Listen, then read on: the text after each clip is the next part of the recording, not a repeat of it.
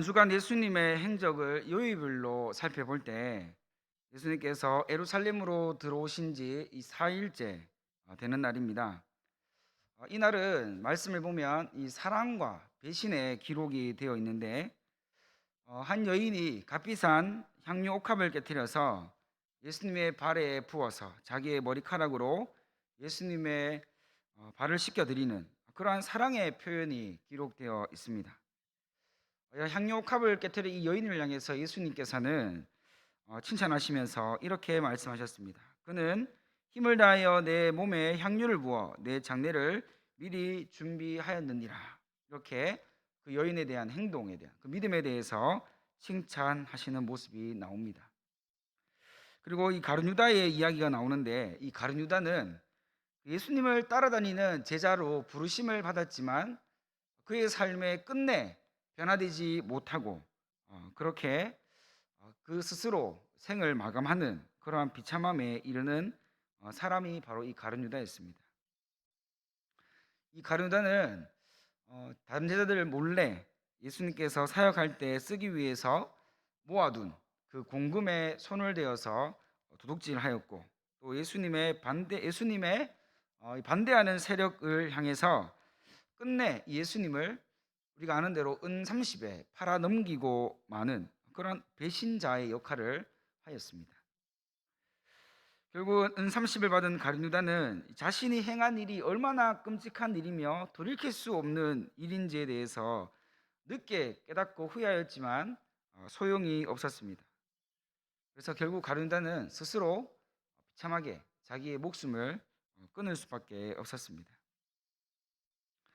우리가 남은 고난 주간을 보내면서 우리를 위해 십자가에서 고난당하신 예수님을 묵상하고 또 예수님의 그 은혜를 생각할 때 우리가 그동안 놓치고 있었던 그 하나님을 향한 그 믿음과 그 영적인 그 모든 것들이 하나님께서 회복시켜 주시는 그런 놀라운 은혜가 우리 모두에게 있기를 간절히 소망합니다. 오늘 말씀은 35절에서 나와 있듯이 예수님께서 두루 다니시면서 이 천국 복음을 전파하시고 모든 약한 것을 고치시고 또 돌보시고 또 다가오는 모든 자들을 향해서 아낌없이 나눠주시는 그러한 말씀이 등장하게 됩니다. 예수님을 향하여서 몰려오는 사람들의 무리를 살펴보면 힘이 없고 연약한 자들, 상처 많고 누군가의 도움이 없으면 도저히 살아갈 수 없는 그러한 자들이 주류를 이루었습니다. 그래서 예수님께서는 그 모든 자들의 형편을 아시고 모든 자들의 상황을 아시기 때문에 다가오는 자들을 내치지 않으시고 모두 다 받아주시고 그리고 그들을 돌보아 주셨습니다. 그런데 이상한 것은 예수님께 오기만 오면 그들에게 있던 모든 문제가 해결되었고 근심하여 왔다가도 기쁨으로 돌아가는 일들이 많이 일어나게 되었습니다. 오늘 우리가 주목해서 보아야 하는 것은 왜 예수님은 그 많은 사람들이 몰려오는 그런 상황 속에서도 한결같이 그 모든 자들의 문제를 고치시고 관심 가져주시며 또 그들의 삶에 회복을 주셨는가를 우리는 살펴보아야 합니다. 우리 예수님의 모든 사역의 동기가 오늘 말씀에 그대로 나와 있습니다. 우리 예수님의 사역의 동기는 바로 긍휼입니다. 36절에 보면 무리를 보시고 불쌍히 여기시니라고 말씀을 시작하십니다. 여기서 불쌍히 여기셨다는 것은 어원으로는 간절히 열망하다 또는 열정을 갖다라는 의미입니다. 즉 예수님께서 하시는 모든 사역은 이 긍휼이 기초가 되는데 예수님의 기대와 소망하심을 위해서 긍휼하심이 결국에는 하나님 뜻을 이루는 그런 도구가 되었음을 말씀하고 있는 것입니다. 그렇다면 예수님의 기대와 소망이 무엇이었을까요? 바로 모든 사람들이 천국 백성 되는 것이었습니다. 복음을 전하시고 그 복음의 열매를 맺어 구원에 이르게 하는 것, 이것이 바로 예수님의 기대이고 예수님의 소망임을 알 수 있습니다. 그래서 예수님은 수많은 사람들을 바라보며 그들을 바라볼 때마다 한 가지 생각을 하셨는데 그것이 무엇인가 하면 그 무리들을 바라볼 때 마치 목자가 없는 양과 같았다는 것입니다. 이 말씀은 에스겔서 34장에 나오듯이 목자 없는 양떼들이 흩어져서 들짐승들의 밥이 되어버렸다는 이 말씀과 같이 지금 이스라엘 백성들, 그러니까 예수님 주위로 몰려드는 그런 모든 무리들을 바라볼 때 목자 없는 양들과 같이 여겨졌다는 것을 말씀하고 있는 것입니다. 백성들의 가장 큰 문제는 목자가 없는 것이 가장 큰 문제였습니다. 그들의 삶에 여러 가지 문제들이 있었지만 그 문제를 제쳐두고서라도 가장 근본적인 문제는 바로 그들이 목자가 없는, 목자를 잃어버린 양과 같이 뿔뿔이 흩어져 있는 상태였다는 것입니다. 그렇기 때문에 백성들에게 있어서 지금 가장 급한 일은 바로 그들의 목자를 찾는 일이었습니다. 그들이 목자를 잃어버린 양이었기 때문에 양들은 목자를 찾으면 모든 문제가 해결되어진다는 것을 예수님은 알고 계셨습니다. 목자를 다시 찾게 되면 그 양들은 삶의 모든 문제들이 해결되고 또 어떤 어려움과 위험들이 다가온다 할지라도 그 목자가 그 모든 것들을 막아주고 보호해주고 해결해주게 되는 것이죠. 예수님은 그 무리들에게 그 목자가 누구인가를 말씀하시는데 그분이 바로 하나님이라고 말씀하십니다. 정처 없이 떠도는 무리들을 불쌍히 여기신 것은 잃어버린 양떼를 찾아서 모든 들짐승들의 입에서 구해내시고 또 건지셔서 그들의 삶을 온전하게 회복시켜 주시는 그 하나님 때문이었음을 우리에게 알려주고 있습니다. 이것이 바로 예수님이 무리들을 불쌍히 여기시고 긍휼히 여겨주시는 그런 이유였습니다. 그렇습니다. 우리는 하나님을 따르지 않고 또 하나님을 만나지 않고서는 도저히 이 세상에서 우리에게 다가와 있는 스스로의 문제와 아픔과 상처 가운데서 홀로 설 수 있는 힘과 능력이 우리에게 없다는 것을 우리는 인정해야 합니다. 어떠한 상황 가운데서도 우리는 하나님이 우리의 목자이심을 잊어서는 안 되는 것이죠. 그래서 우리는 예수님이 필요한 것입니다. 그래서 우리는 하나님이 반드시 우리 가운데 거하셔야 되는 것입니다.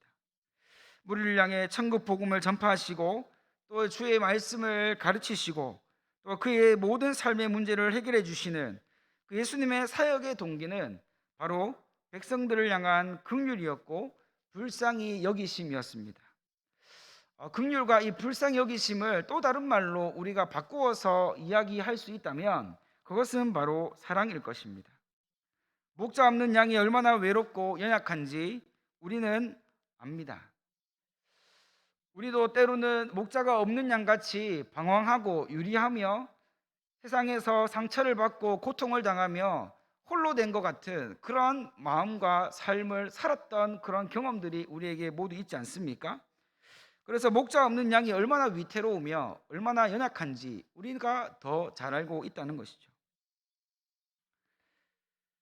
하나님의 사랑은 너무나도 확실하여서 사도 바울은 로마서 8장 39절에서 이렇게 고백하고 있습니다.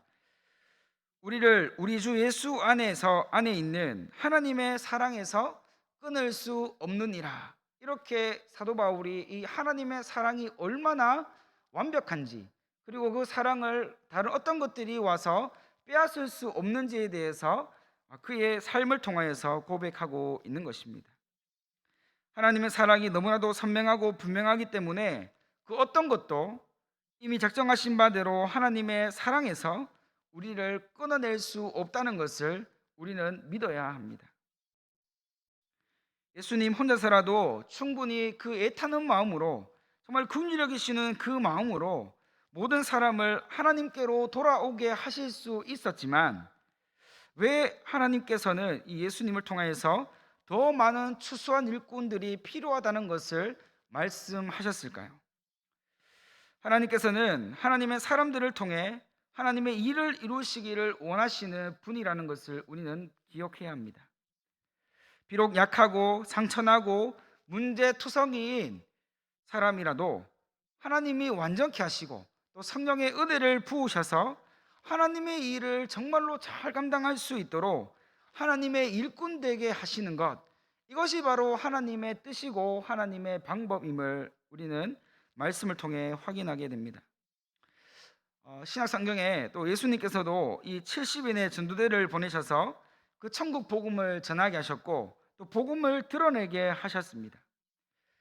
그렇기 때문에 우리는 오늘 말씀을 통해서 예수님께서 자신을 따라오는 그 많은 무리들을 바라보시고 추수할 만큼 무르익었으나 그 추수할 일꾼이 없다는 그런 안타까운 이야기를 전해주시면서 하나님께 추수할 일꾼들을 더 많이 보내달라고 요청할 것을 이 제자들에게 명령하고 있는 말씀이 나옵니다. 여기서 예수님께서 제자들에게 명령하실 때 사용하신 이 보내주소서라는 이 말의 의미는 이 떠밀다라는 그런 의미가 포함되어 있습니다. 이 의미는 강력한 용어였는데 일꾼들을 밭에 강하게 떠밀어서 일하도록 만드는 그러한 역할을 하는 것이 바로 이 떠밀다라는 용어입니다. 떠밀다라는 것은 나의 자의와 나의 생각과는 상관없이 누군가에 의해서 떠밀려서 그 일을 해야만 하는 그런 상태임을 알 수가 있는 것이죠. 추수할 일꾼은 주인의 명령에 따라 일하는 자들이지 자기의 생각과 판단에 따라서 이것을 할까 말까를 결정할 수 있는 자들이 아님을 우리는 말씀을 통해 확인하게 됩니다. 주님이 이 땅에 추수꾼을 많이 보내신 이유는 다름 아닌 수많은 무리들을 긍휼히 여기셨고 또 사랑하셨고 또 불쌍히 여기셨기 때문이었습니다. 우리가 그 사랑 때문에, 우리가 그 긍휼하심 때문에, 우리가 그 불쌍히 여겨주신 그 은혜 때문에 우리가 구원받은 자가 되었음을 우리 또한 기억하고 고백해야 합니다. 우리도 예수님의 은혜로 목자 잃은 양과 같았는데 하나님이 우리를 찾아주셨습니다. 그리고 하나님의 은혜로 이제 곡식을 거두는 자로 부르셨음을 우리는 믿어야 합니다. 누군가는 하겠지, 아닙니다. 하나님께서 우리 모두를 추수할 일꾼으로 부르셨습니다. 이것이 부담되고 이것이 어렵다고 하여서 내가 선택하고 선택하지 않고의 문제가 아니라 추수할 일꾼들을 강권적으로 명하셔서 떠밀어 주시는 그 은혜가 우리에게 있다는 것을 기억해야 합니다. 때로는 복음을 전하고 복음에 열매 맺는 것이 우리에게 부담이 될 수도 있고 마음의 어려움이 될 수도 있습니다. 그러나 이것은 우리의 힘으로 하는 것이 아니라 성령 하나님이 하게 하시고 성령 하나님이 우리를 붙드셔서 강권적으로 역사하실 때 하나님께서 반드시 복음의 열매를 맺게 하시고 그 역사를 이루어 가신다는 이 사실을 우리는 반드시 믿고 경험해야 하는 것이죠. 우리 입술로 복음을 증거하고 전도할 때 성령께서는 강력한 은혜를 부으셔서 모든 자들을 고치시고 회복시켜 주실 줄 믿습니다. 우리가 복음을 증거하는 자세도 예수님의 마음을 닮아 가야 합니다. 한 영혼이 천하보다 귀하다고 말씀하셨는데 주님의 마음을, 이 안타깝고 이 애타는 마음, 이 마음이 우리에게도 자라나기를 소망합니다. 이 땅 가운데 살면서 우리가 무엇을 먹을까 무엇을 마실까에 염려하며 살아가는 자들이 아니라 정말로 우리를 추수할 일꾼으로 부르셨다는 이 사실, 이것을 우리가 기억하여 때를 얻든지 못 얻든지 주의 말씀으로 주의 그 복음 앞에 우리가 헌신하고 하나님의 이름을 붙드는 우리 모든 성도님들이 되시기를 간절히 소망합니다. 이제 우리는 지나온 시간을 돌아보며 또 우리가 앞으로 나아갈 길을 하나님께 묻고 또 달려가야 할 시점에 놓여 있습니다. 그래서 지금 우리는 집중해야 됩니다. 어디에 집중해야 됩니까? 나의 삶이 하나님께서 어떠한 방법으로 사용하실지를 집중해야 합니다. 그래서 우리는 이제는 내 뜻과 내 방법대로 살아왔던 삶의 모습들이 있었다면 이제는 이 모든 것들을 가감하게 내려놓고 하나님, 내가 이제는 주의 뜻대로 어떻게 반응하기를 원하십니까? 라고 믿음으로 고백하며 하나님 앞에 나아가서 주님께서 회복시키실 그 은혜의 삶을 우리가 살아가야 될 줄 믿습니다. 무너진 모든 영적인 삶을 그대로 방치하지 마시고 오늘 우리에게 부르신 그 부르심에 합당한 믿음의 그 순종함으로 하나님께서 우리의 삶을 정말 강권적으로 세우시고 역사하여 가실 줄 기대하고 또 살아가는 우리 모두가 되어지기를 간절히 소망합니다.